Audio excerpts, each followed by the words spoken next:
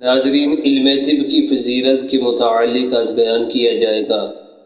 اللہ رب العزت نے اپنے پیارے محبوب حضرت محمد مصطفیٰ صلی اللہ تعالی علیہ وآلہ وسلم کو جہاں بے شمار علوم عطا فرمائے، وہاں اللہ رب العزت نے اپنے پیارے محبوب کو علم طب بھی عطا فرمایا۔ علم طب اللہ رب العزت نے آقا کریم علیہ السلام کو بذریعہ وحی بھی عطا فرمایا اور بذریعہ تجربہ بھی عطا فرمایا۔ تو حضور علیہ السلام مختلف جڑی بوٹیوں سے بیماریوں کا علاج کرتے ہیں، اور سیدنا حضرت سلیمان علیہ السلام اللہ تعالیٰ کے جلیل القدر نبی ہیں۔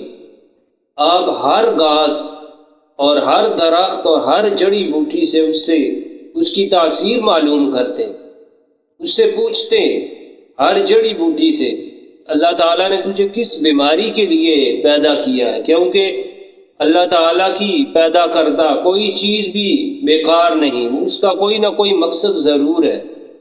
تو جتنی جڑی بوٹیاں حضرت سلیمان علیہ السلام سے ان کی تاثیر معلوم کرتے، اور اگر کسی جڑی بوٹی کی تاثیر اچھی ہوتی تو حضرت سلیمان علیہ السلام اس کی کاشت کرواتے اور اس کا نام بھی لکھ لیتے اور اس کے فوائد بھی حضرت سلیمان علیہ السلام لکھ لیتے۔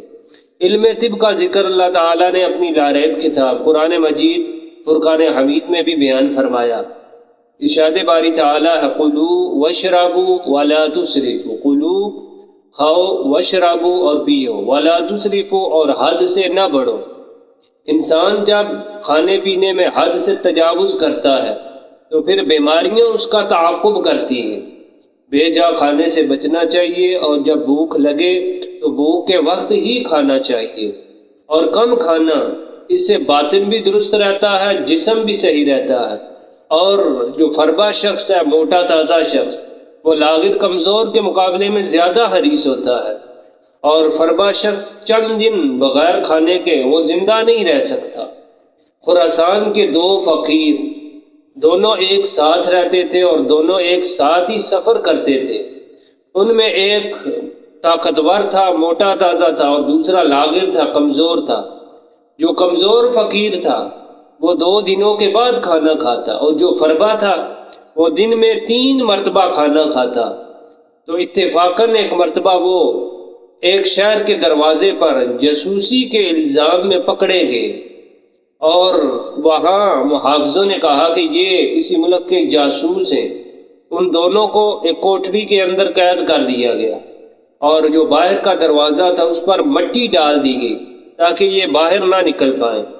2 ہفتوں کے بعد جب معلوم ہوا کہ یہ تو بے قصور ہے، دروازہ کھولا گیا تو دیکھا گیا کہ جو طاقتور تھا وہ مر چکا ہے، اور جو لاغر تھا کمزور وہ زندہ ہے۔ تو اس پر لوگوں نے بڑا تعجب کیا۔ تو ایک حکما نے، عقل مند شخص نے کہا کہ اگر اس کے خلاف ہوتا تو پھر تعجب کی بات تھی، کہ اگر لاغر کمزور مر جاتا اور فربا موٹا شخص زندہ رہتا تو پھر تعجب کی بات تھی۔ اس لیے کہ جو فربا شخص مر گیا ہے یہ زیادہ حریص تھا، کھانے کا زیادہ عادی تھا، تو یہ وہاں فاقہ برداشت نہ کر سکا، اس لیے مر گیا۔ اور جو دوسرا وہ صبر کا عادی تھا، تو اس نے لا محالہ اپنی عادت کے موافق صبر کیا اور سلامتی کے ساتھ رہائی پائی۔